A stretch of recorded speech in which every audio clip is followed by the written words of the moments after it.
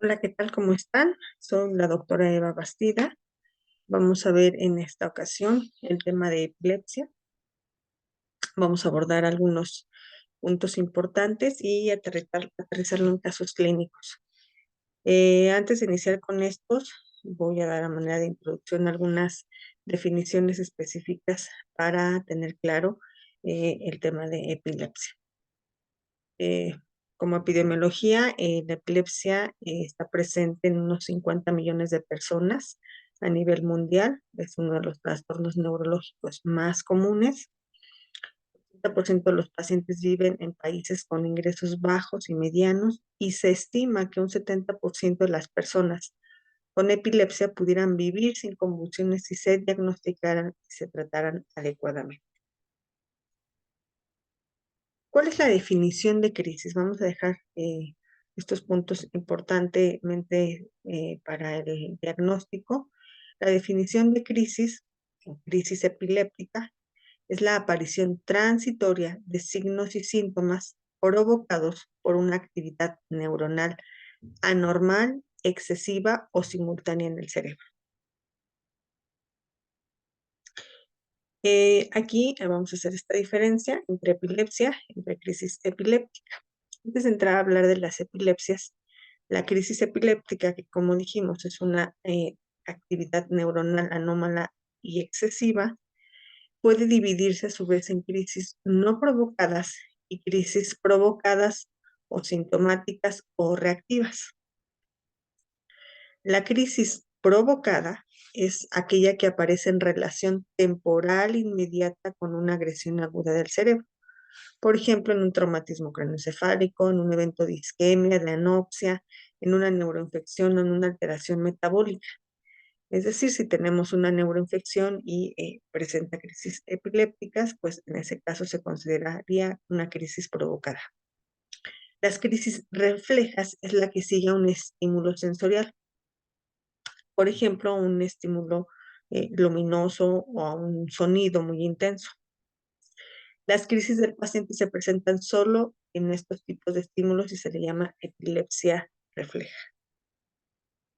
Ahora, las crisis sintomáticas agudas, provocadas o reactivas, que están presentes, como les decía, en relación temporal con algún daño agudo, se presenta durante la enfermedad que disminuye temporalmente el umbral para desarrollar la crisis epiléptica. Entonces, alguna situación condiciona una disminución de este umbral y se presenta. Desaparece la condición y ya no se siguen presentando las crisis. Ejemplo, en relación al tiempo, la temporalidad entre el evento y la crisis, podemos tener en el caso de traumatismos craneoencefálicos, cirugías de encéfalo, enfermedad vascular cerebral, anoxia e infecciones. Dentro de los primeros 7 días de ocurrido estos padecimientos, se puede considerar crisis sintomática. En el caso de los trastornos metabólicos, se consideran 24 horas para la presentación de las crisis. Y en el caso de pacientes con abstinencia, desde la última ingesta de alcohol, puede ser de 7 a 48 horas esa relación. Como tal, la epilepsia ahora entonces es el trastorno cerebral que se caracteriza por una predisposición continuada a la aparición de crisis epilépticas y trae como consecuencia alteraciones neurobiológicas, cognitivas, psicológicas y sociales. La definición de la epilepsia requiere la presencia de al menos una crisis.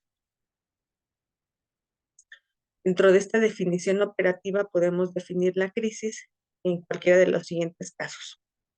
1. Si tiene 2 crisis no provocadas con una separación entre ellas de más de 24 horas, eso ya se le llama epilepsia.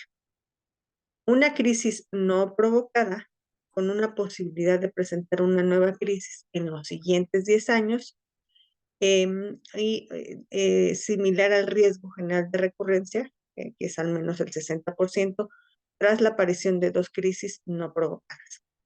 Es decir, con una sola crisis no provocada, pero que existe riesgo o factores de riesgo para que vuelva a presentarse en los siguientes 10 años, Con esa única crisis y factores de riesgo, podemos considerar ya el diagnóstico de epilepsia. Segunda situación es 2 crisis separadas en más de 24 horas. Eso ya se diagnostica como epilepsia. O que el paciente manifieste síntomas o se te haga el diagnóstico de un síndrome epiléptico. Para hablar de remisión, se considera que la epilepsia está resuelta en sujetos con un síndrome epiléptico dependiente de la edad y que ya han superado esa edad correspondiente, o en aquellos que han tenido o se han mantenido sin crisis durante 10 años y que no han tomado medicamento antiepiléptico al menos 5 años. Eso es como se consideraría la remisión. La ELA es la Liga de la Lucha contra la Epilepsia, es un organismo internacional quien da los lineamientos para la clasificación y tratamiento de las epilepsias. La clasificación de las epilepsias, de las crisis, perdón, la clasificación de tipos de crisis actual es la clasificación del 2017, la cual nos va a clasificar las crisis según su inicio, en inicios focales, de inicio generalizado o de comienzo desconocido. Las crisis de inicio focal, a su vez, vamos a considerar si ese inicio tiene alteración de la conciencia o la conciencia está preservada. Posteriormente vamos a identificar si tiene una manifestación motora o manifestación no motora. En el caso de tener una manifestación motora, los tipos de movimientos que vamos a encontrar son automatismos, las atonías, los movimientos clónicos, espasmos epilépticos, los movimientos hipercinéticos, las mioclonías y los movimientos tónicos. Si la manifestación es de inicio no motor, podemos presentarlos o los síntomas que se van a identificar es si tiene sintomatología autonómica, si es un arresto del comportamiento, si tiene síntomas cognitivos, emocionales o sensoriales. De tal forma que entonces diríamos una crisis, la clasificaría de inicio focal con alteración de la conciencia, manifestación motora o manifestación no motora, o una crisis de inicio focal con alteración de la conciencia y manifestación motora, dependiendo cuál sea, o manifestación no motora. Las crisis de inicio focal pueden progresar a tónicas o tónico-clónicas bilaterales. Las crisis de inicio generalizado se manifiestan con síntomas motores o con síntomas no motores. Los síntomas motores nuevamente tendríamos que considerarse son un movimiento tónico-clónico, un movimiento clónico, un movimiento tónico, mioclónico, mioclónico, tónico-clónico, mioclonía, atonía, atónicas o espasmos epilépticos. Y las manifestaciones no motoras son las ausencias, las cuales se pueden clasificar en ausencias típicas, atípicas, con asociación con mioclonía o mioclonía palpebral. Y las crisis de inicio desconocido, es decir, que no podemos determinar si su inicio fue generalizado o fue focal. A su vez también pueden ser motoras o no motoras y crisis que no se pueden clasificar. Posteriormente a definir cuáles son el tipo de crisis del paciente, si lo que predomina son crisis de inicio focal o crisis de inicio generalizado o crisis de inicio desconocido. Entonces, una vez que tenemos clasificado el tipo de crisis, identificamos la causa y se puede entonces dar el tipo de epilepsia. Las epilepsias se les van a llamar epilepsia focal, epilepsia generalizada, epilepsia combinada o epilepsia desconocida.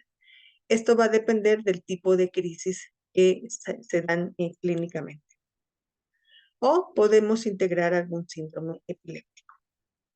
Dentro de las causas de la epilepsia tenemos epilepsias estructurales, genéticas, infecciosas, metabólicas, inmunes y de origen desconocido.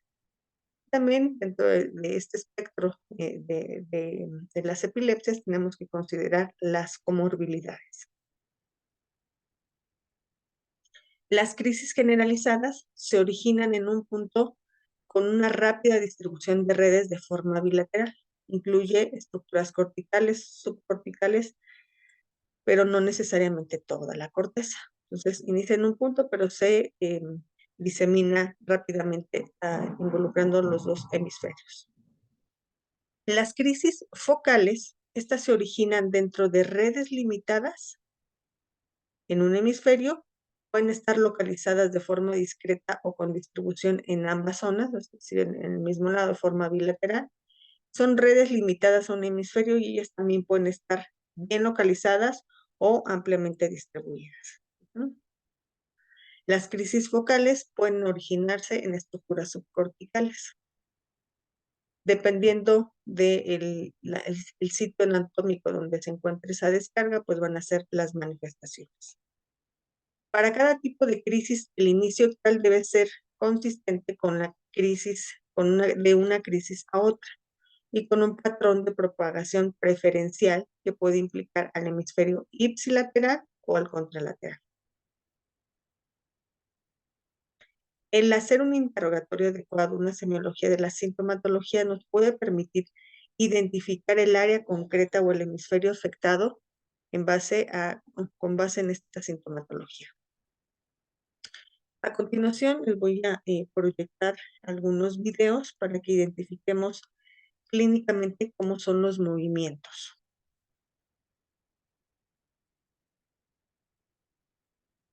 Esta pequeñita, vamos a ver que va a tener movimientos de tipo clónicos en la mano y también en la hemicara izquierda. Y estas se considerarían crisis de inicio focal, sin alteración en el estado de conciencia porque permanece despierta y con una manifestación motora de tipo clónicas.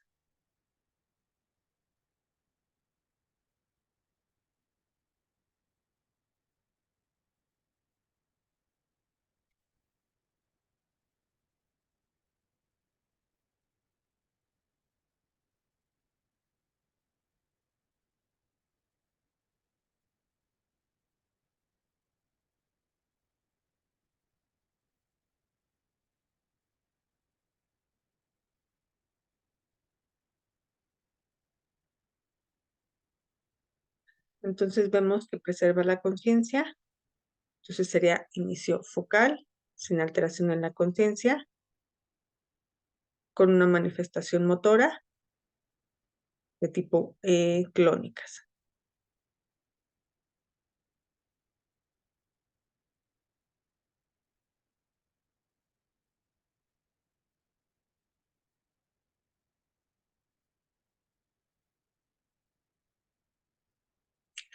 Esta pequeñita, vamos a ver, también van a ser crisis de inicio focal con manifestación motora.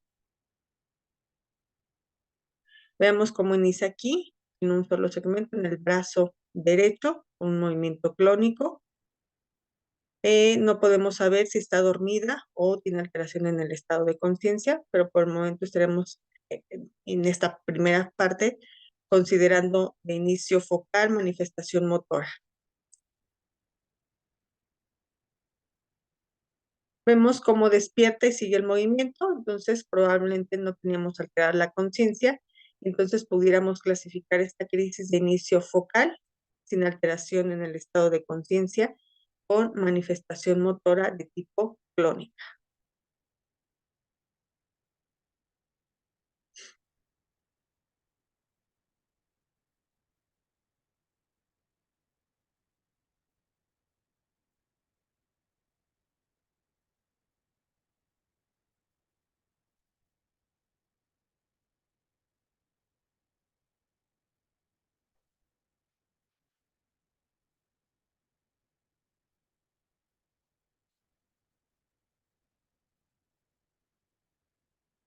Muy bien, vamos a volver a ver esta pequeñita. Veamos cómo está despierta, está jugando eh, con esta mano, y está teniendo inicialmente los movimientos clónicos de la mano derecha, y posteriormente vemos cómo hay un movimiento que hace la versión cefálica y Y aquí aparentemente sí hubo pérdida del estado de conciencia. Las crisis de inicio focal pueden tener progresión bilateral y presentar una crisis tónico-clónico generalizada. Sí, también se puede presentar de inicio focal con progresión. Vemos nuevamente el video. Inicialmente se ve consciente, entonces serían de inicio focal, conserva estado de alerta, hora de tipo clónica, que pudo haberse dado y hacerse de forma bilateral.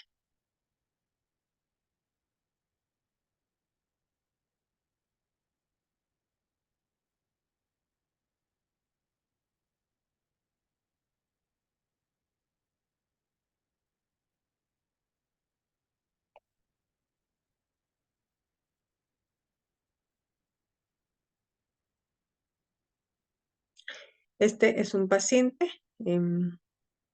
que también tiene un movimiento de tipo clónico, ¿no? Entonces una manifestación motora y no hay pérdida del estado de conciencia. Entonces hará una clasificación de crisis de inicio focal sin alteración en la conciencia con manifestación motora de tipo clónico.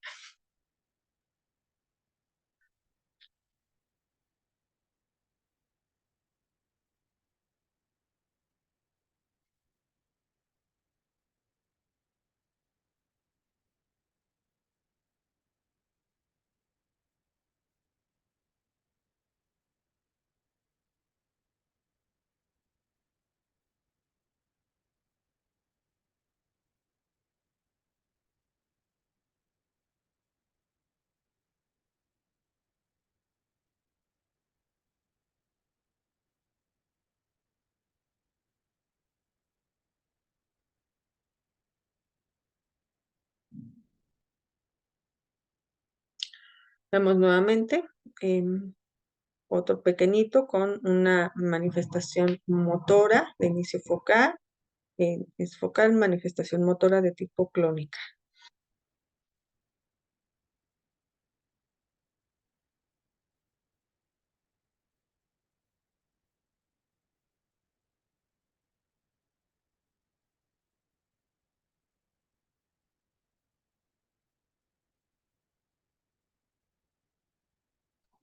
Podemos ver que no hubo alteración en la conciencia, ya que se despierta, se mueve, pero sigue manteniéndose el movimiento clónico de la mano.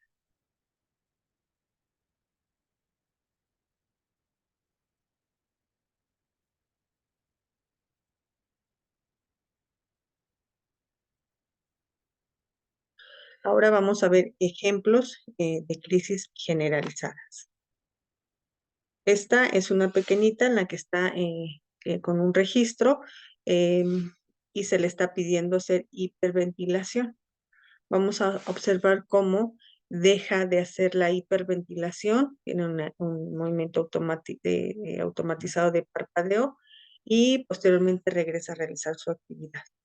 Esto se consideraría una crisis de ausencia.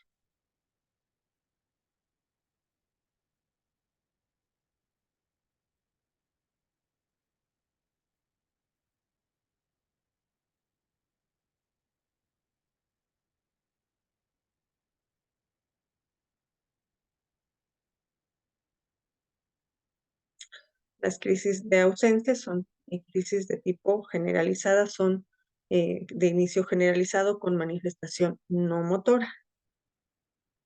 Veamos cómo en la hiperventilación podemos condicionar una crisis, pueden detonar crisis por la hiperventilación, deja de hacer la hiperventilación, tiene el parpadeo, un poco de tupeteo y posteriormente sigue con su actividad. Estas son las clásicas, las ausencias típicas. Entonces es de inicio generalizado con alteración en la conciencia, en este caso una ausencia típica. Vamos a ver ahora esta pequeñita.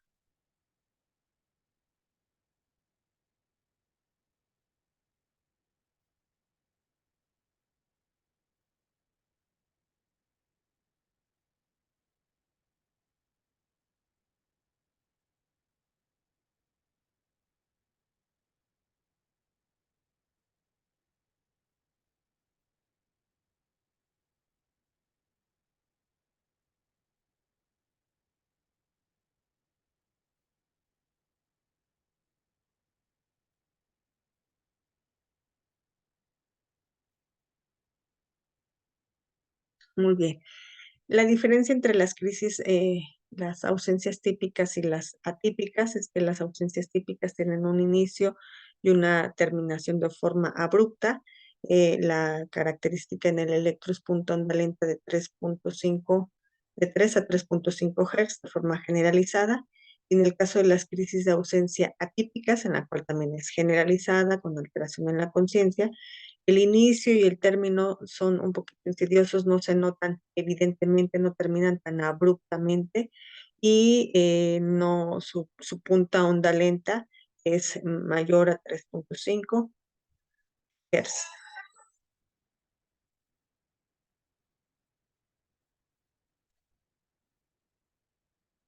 Aparentemente aquí que inicia la crisis, vemos que en el registro se observa una punta onda generalizada y un ligero parpadeo.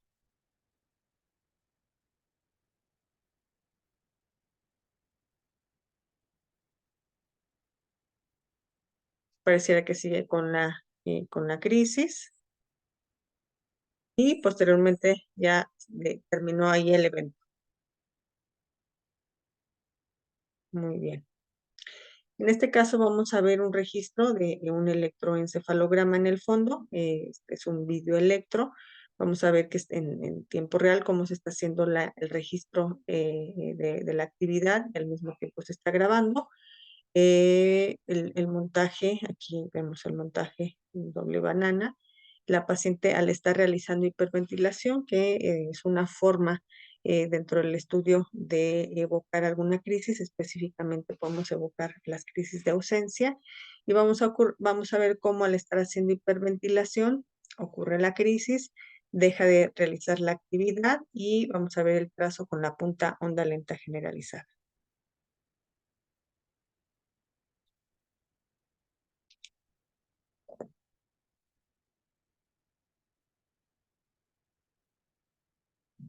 Aquí deja de hacerlo y vamos a observar aquí la punta onda lenta, punta onda lenta, punta onda lenta.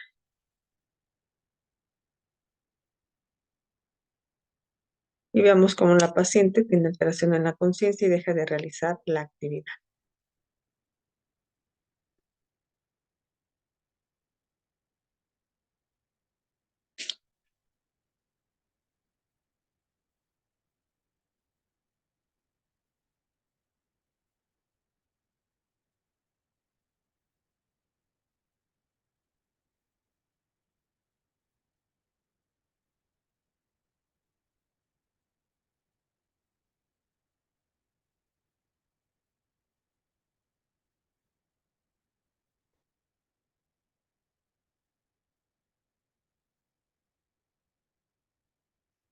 Muy bien. Ahora vamos a ver este tipo de crisis. Es un lactante, el cual vamos a ver cómo tiene una flexión, ¿no? Extiende brazos, extremidades, hay una flexión sobre el tronco y lo presenta en salvas. Crisis que se presentan en salvas, como estas son los espasmos epilépticos, característicos en el síndrome de West.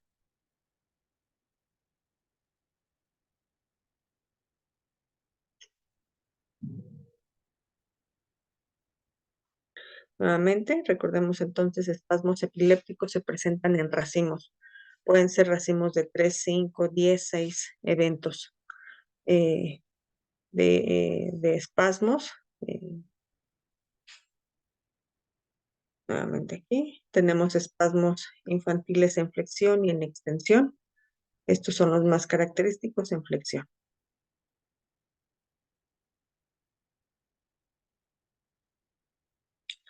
Aquí nuevamente vamos a ver un pequeñito que está teniendo eventos de espasmos epilépticos.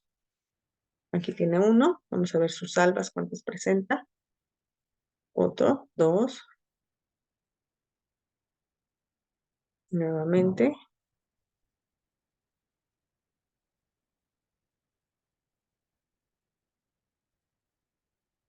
cuatro, nuevamente, cinco, seis,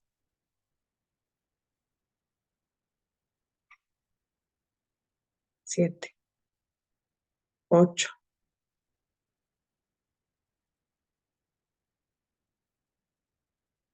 9, 10, 11. Entonces, nuevamente, espasmos infantiles. Nuevamente vamos a ver el video, ¿ok? Y vamos a ver el trazo.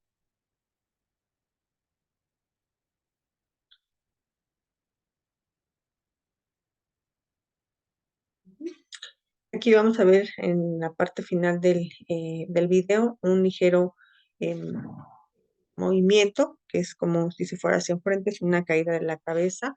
Las crisis atónicas pueden ser segmentadas, como puede ser nada más en la cabeza, se les llaman drop heads, o pueden ser generalizadas, los drop attacks.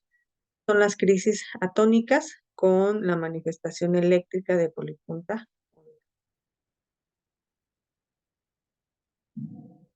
Crisis atónica.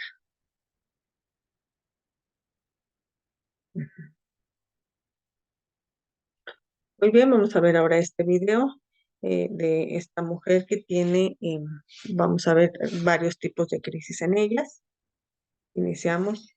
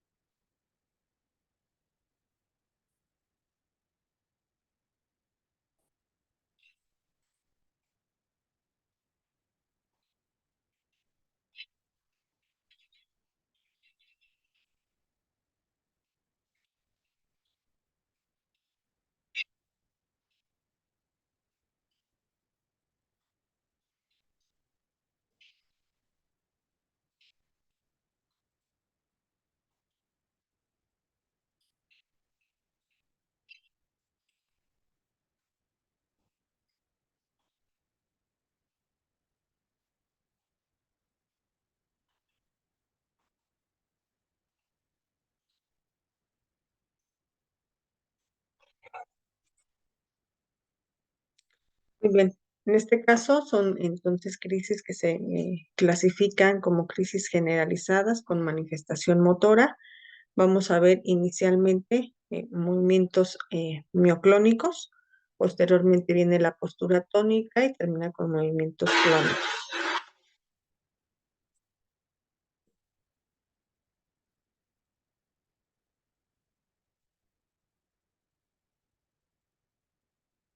Aquí inicia mioclonias. Todo progresa a una postura tónica. La postura tónica, aumento de tono generalizado, incremento del tono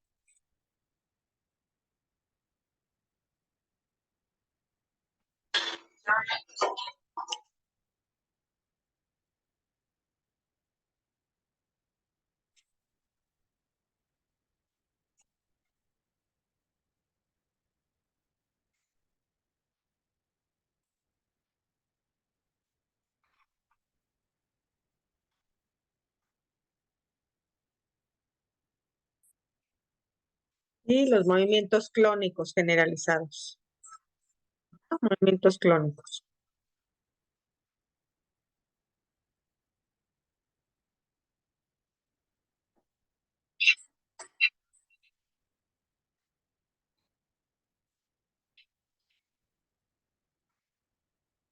En este video vamos a ver una mioclonía.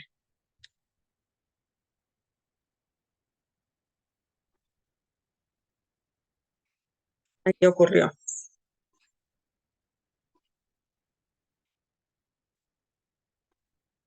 ¿Qué ocurre en la mioclonia?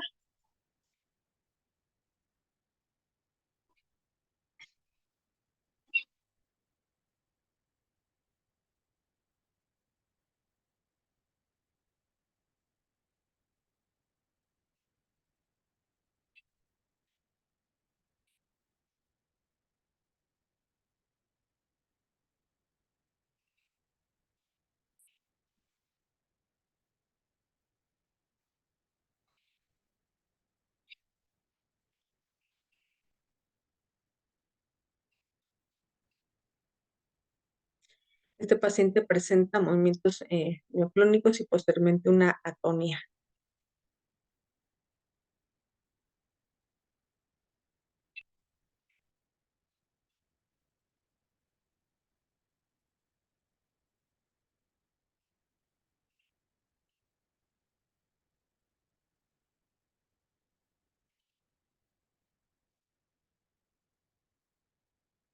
Aquí también vamos a ver una paciente que tiene un evento de una mioclonía.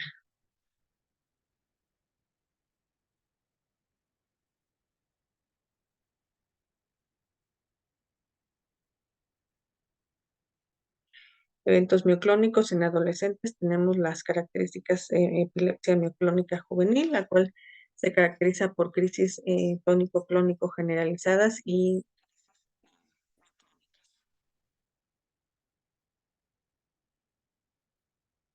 en este pequeñito vamos a ver un drop attack, es una crisis atónica generalizada.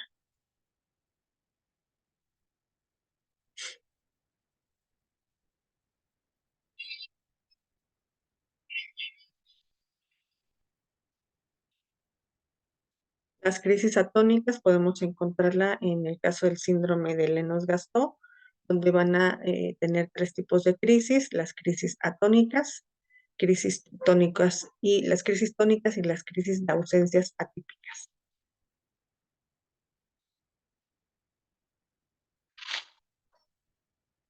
Es una crisis atónica o drop attack. Y en este video vamos a ver la crisis tónica, la postura completamente tónica de esta crisis generalizada con manifestación motora. Es su fase tónica.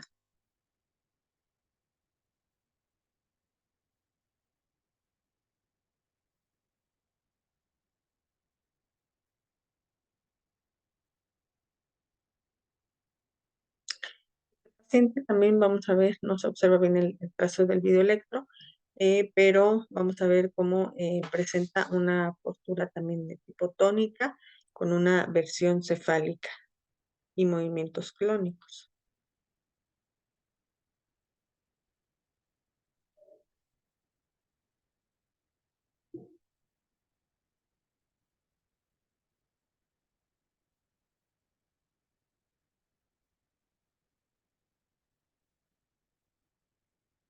Aquí está iniciando la fase tónica y vamos a ver cómo hace la flexión y la versión cefálica.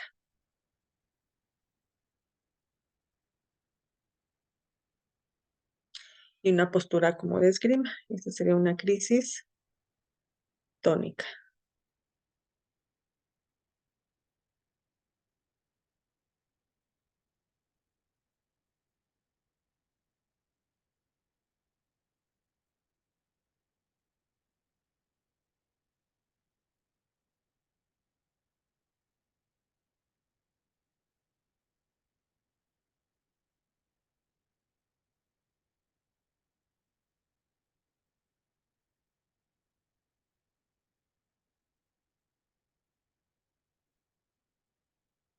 Muy bien. Vamos a ver ahora algunos casos clínicos para aterrizar la parte teórica. Empezamos con una mujer de 68 años. Siempre hay que considerar las edades y las comorbilidades que puedan tener los pacientes en el caso de las crisis. Esta es una mujer de 68 años que es traída a la consulta por presentar desde hace 5 meses 4 episodios de palidez repentina, desconexión con el medio, mirada fija y movimientos orales de chupeteo, que duran de 1 a 2 minutos. Al recuperarse está con cansancio y con cefalea. El esposo que la acompaña refiere que una noche hizo ruidos muy extraños y se puso rígida. Decía como si tuviera una pesadilla, de lo que no tuvo recuerdo en la mañana siguiente. Además dice que la paciente es muy aprensiva y tensa. Ella tiene una historia de hipertensión arterial, de diabetes de 10 años de evolución, aparentemente bien controladas. La exploración general, incluyendo signos vitales, es normal y la exploración neurológica también es normal. Se le realiza un electroencefalograma, el cual reporta bajos voltajes sin alteraciones paroxísticas. El estudio de la resonancia magnética que se le realiza mostró varias lesiones diagnosticadas por radiología como leucopatía vascular o enfermedad de pequeño vaso. Pregunta: ¿cómo clasificarías este tipo de crisis? La clasificarían de inicio focal con generalización tónico-clónica de una etiología genética, de inicio generalizado con origen metabólico, de inicio focal con generalización tónico-clónica de etiología estructural o de inicio desconocido de posible etiología metabólica. La respuesta correcta es una crisis de inicio focal y es de etiología estructural. La causa más frecuente de epilepsia en el adulto son las lesiones de etiología vascular. En este caso se corroboran por el estudio de imagen que muestra enfermedad de pequeños vasos. Y la sintomatología que presenta la paciente se caracteriza por su inicio focal con una generalización secundaria. Las crisis genéticas usualmente son en edades tempranas, no es algo común en los adultos. Los trastornos del metabolismo o un origen metabólico como posible causa, pues no se presentan en el adulto mayor. Y en el caso de las crisis generalizadas, pues vemos que el inicio de esta crisis es de tipo focal. Pregunta número 2. ¿Cuál de los siguientes medicamentos indicaría como primera elección en esta paciente? Fenitoína sódica a 5 miligramos kilo día, valproato semisódico 15 miligramos kilo día, lamotrigina 3 miligramos por kilo por día o carbamazepina 10 miligramos kilo día. Recordemos que son crisis de inicio focal. El tratamiento de elección es lamotrigina, que es el fármaco de primera elección para las crisis de inicio focal en el adulto mayor.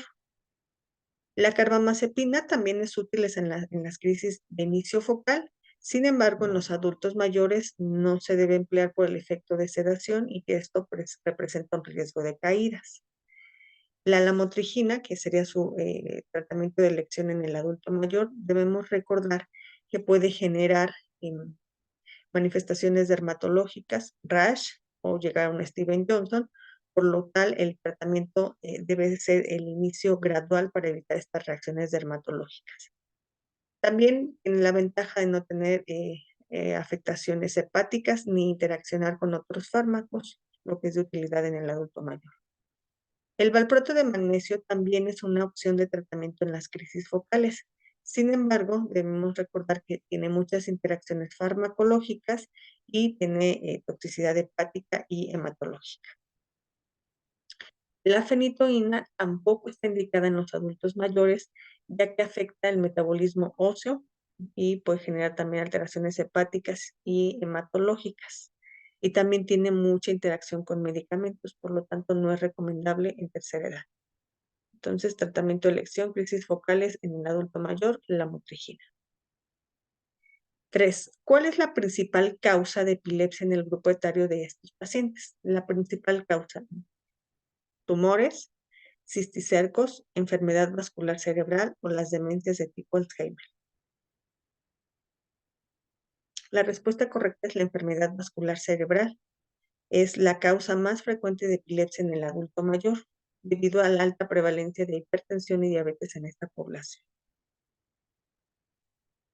Los tumores son la segunda causa de epilepsia en el adulto mayor, pero en este caso del paciente, pues tenía un estudio de imagen normal.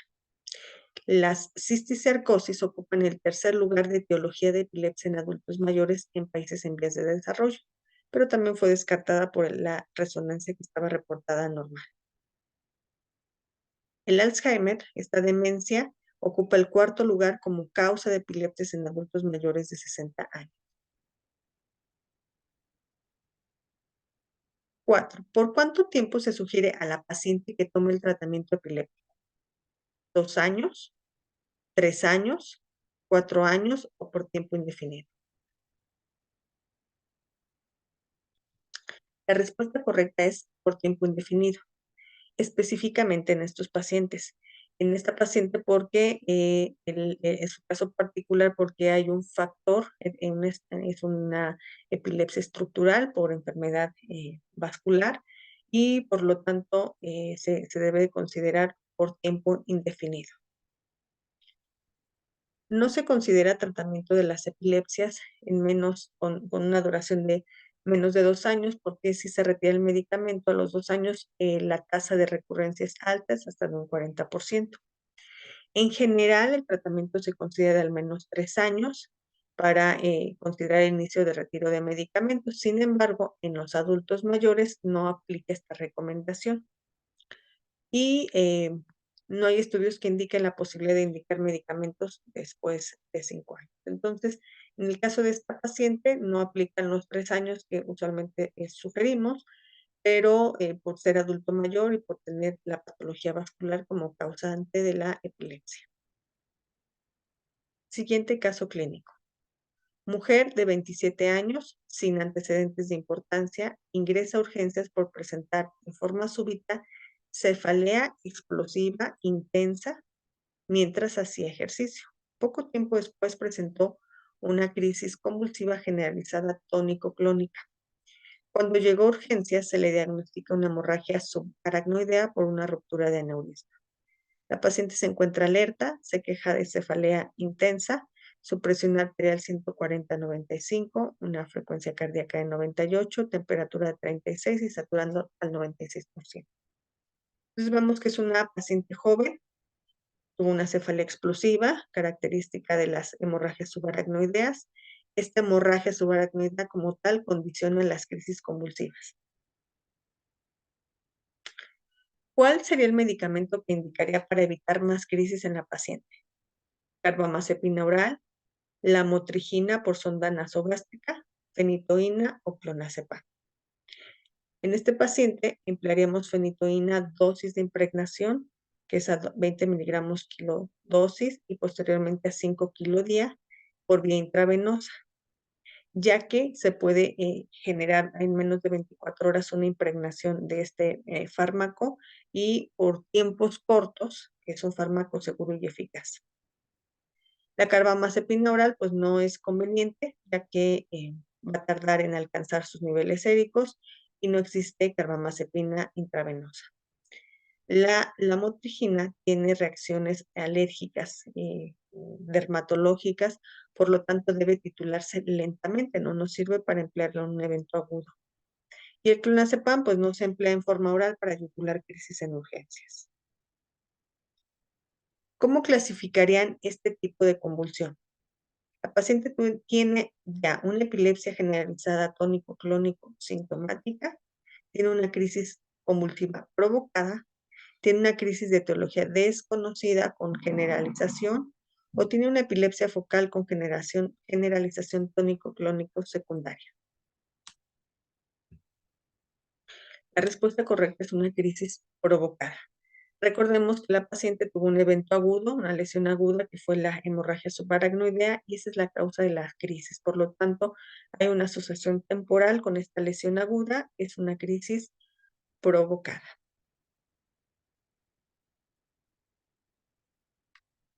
3. La evolución clínica y el tratamiento del aneurisma que generó la hemorragia fueron satisfactorios. ¿Cuánto tiempo de tratamiento anticonvulsivo se sugiere en esta paciente?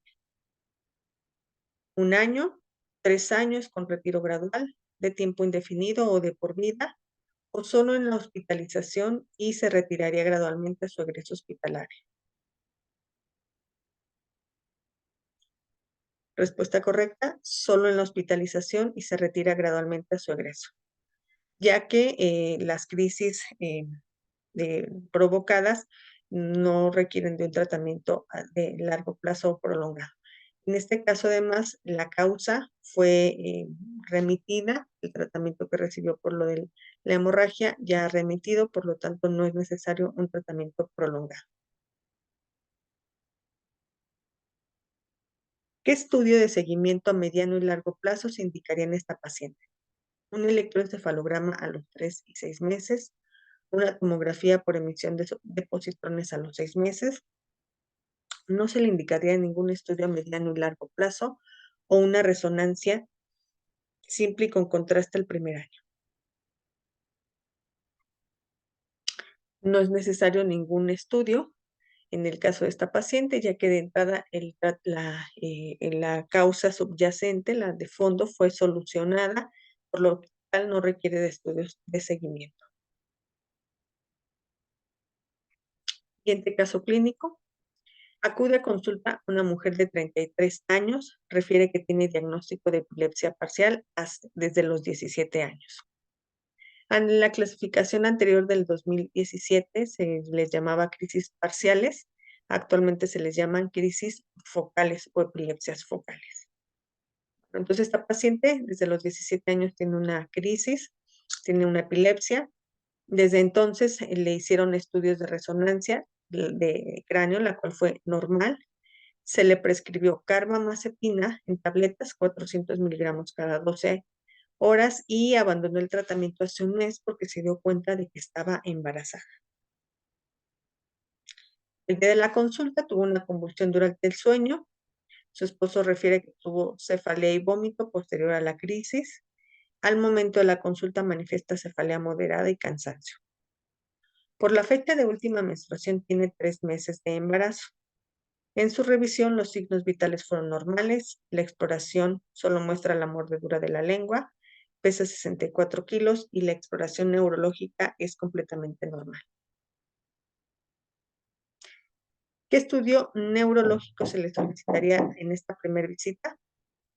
Una resonancia de cráneo como protocolo de la epilepsia, un electroencefalograma que es necesario para tener y una resonancia de cerebro más un electroencefalograma o un videoelectro de 12 horas con supresión de sueño.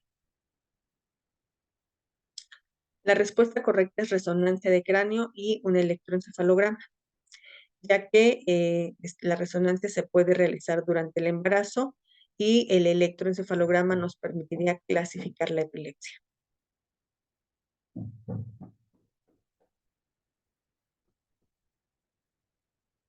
De los siguientes fármacos, ¿cuál elegiría en esta paciente? Levetiracetam intravenoso, lamotrigina en tabletas, fenitoína intravenosa y luego en tabletas, o reinstalaría la carbamazepina.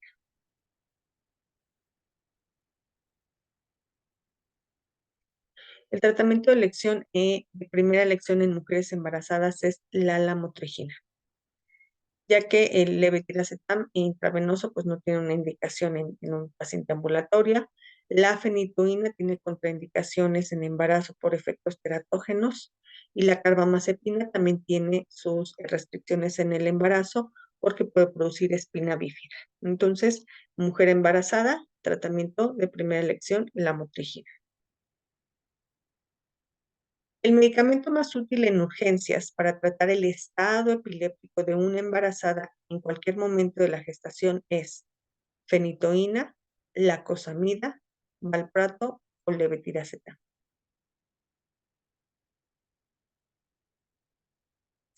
La respuesta correcta es el levetiracetam. Es uno de los fármacos que se tienen de forma intravenosa, si está la disponibilidad, y es el que tiene mejor perfil de seguridad para las embarazadas. La fenitoína, aunque existe intravenosa, tiene efectos teratógenos. La lacosamida también se encuentra IV, pero tiene poca experiencia en el tratamiento del estado epiléptico, por lo tanto no es un medicamento de primera elección. Y el valproato IV debe evitarse también en la gestación por los efectos teratógenos. Una vez que nazca el bebé, ¿qué indicación dará la madre sobre los antiepilépticos? A, que suspenda durante la lactancia al menos 4 meses. B, que reduzca la dosis del antiepiléptico 50% por 6 meses. C, que continúe tomando los antiepilépticos en la misma dosis sin cambios. O D, que sustituya por fenitoína de forma temporal. La respuesta correcta es que continúe tomando el antiepiléptico en la misma dosis sin cambios, ya que no hay evidencia de que el recién nacido alimentado con leche materna de una madre epiléptica tenga problemas.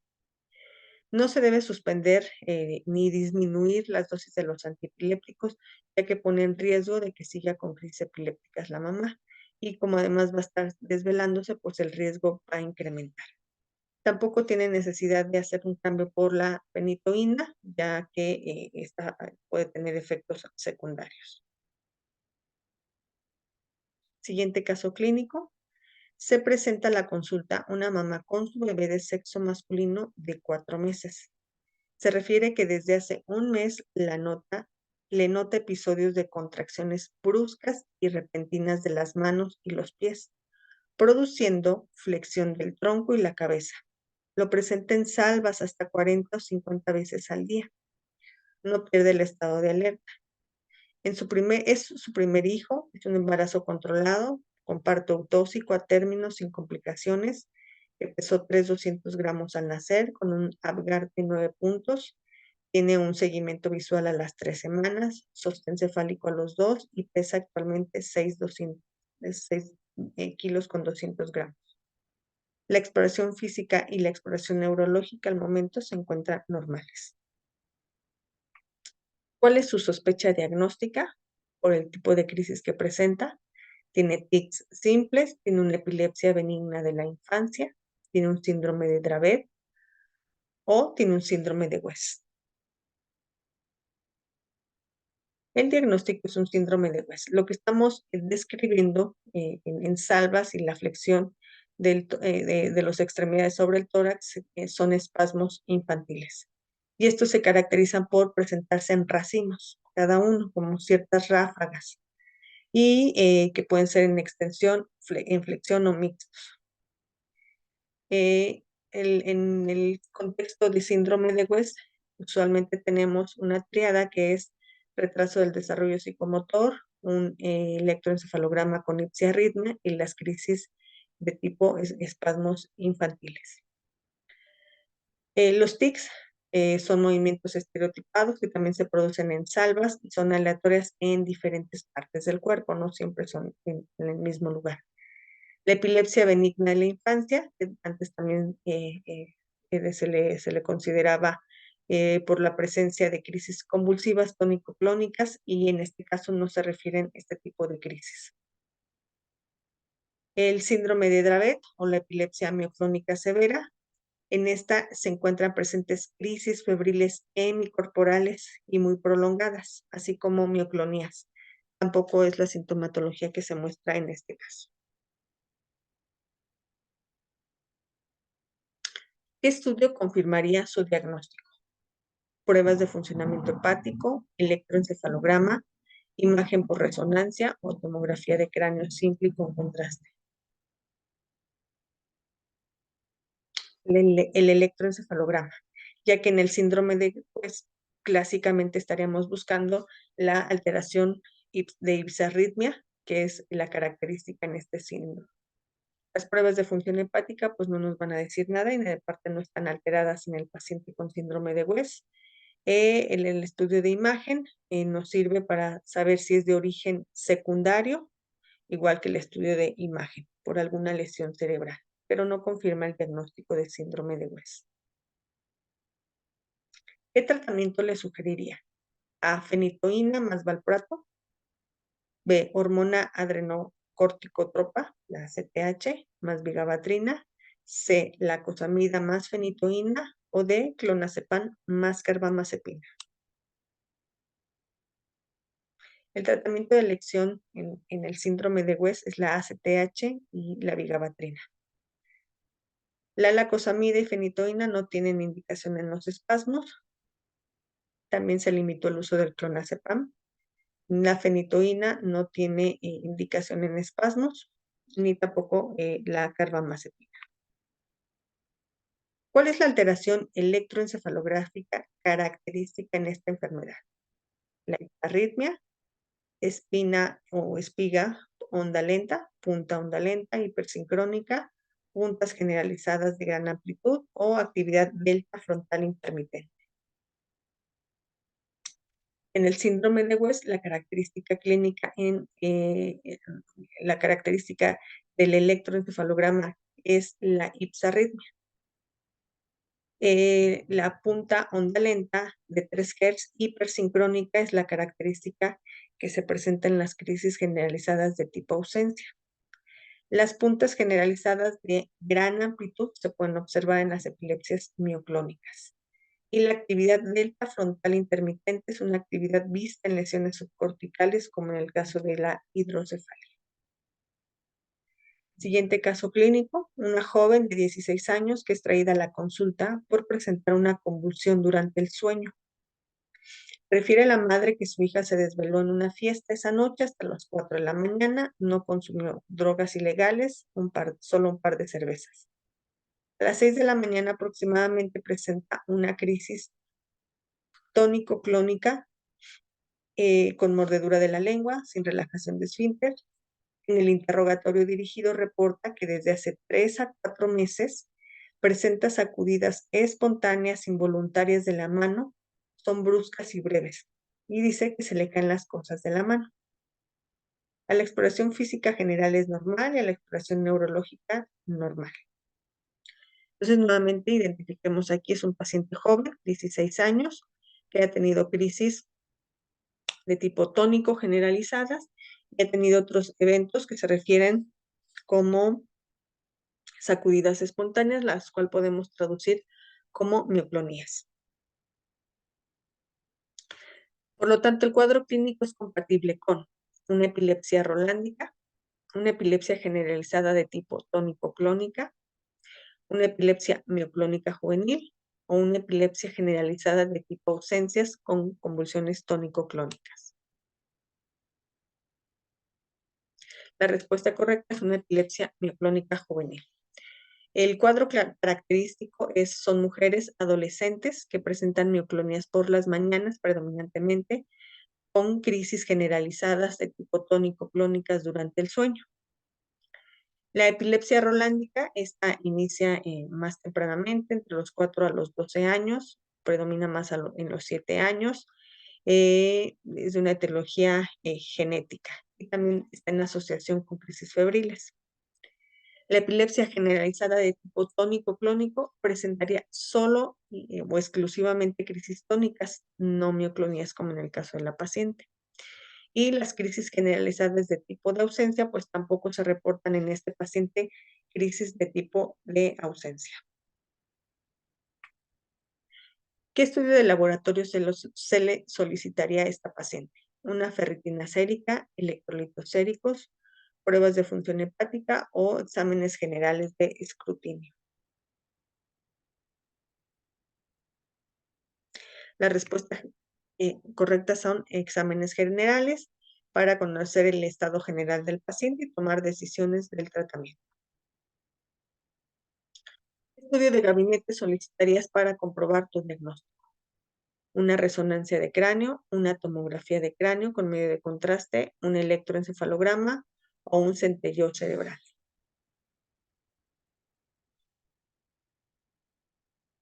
Los estudios de imagen nos sirven para identificar alteraciones estructurales. En este caso, lo que se solicitaría es un electroencefalograma, ya que en él mostraríamos la alteración característica de los paroxismos generalizados de polipunta onda de 4 a 6 Hz, característicos de las crisis mioclónicas. ¿Qué tratamiento médico indicarías en esta paciente? Fenitoína a 5 miligramos kilo día, carbamazepina a 10 miligramos kilo día, etosuximida 100 miligramos cada 8 horas o valproato de magnesio 15 miligramos por kilo.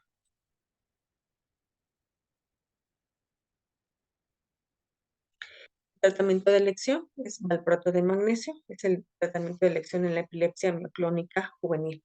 Sin embargo, se debe considerar en mujeres en edad fértil por los efectos teratogénicos que pueda tener y como opciones se puede emplear la motrigina, la levetiracetam o sonizamida.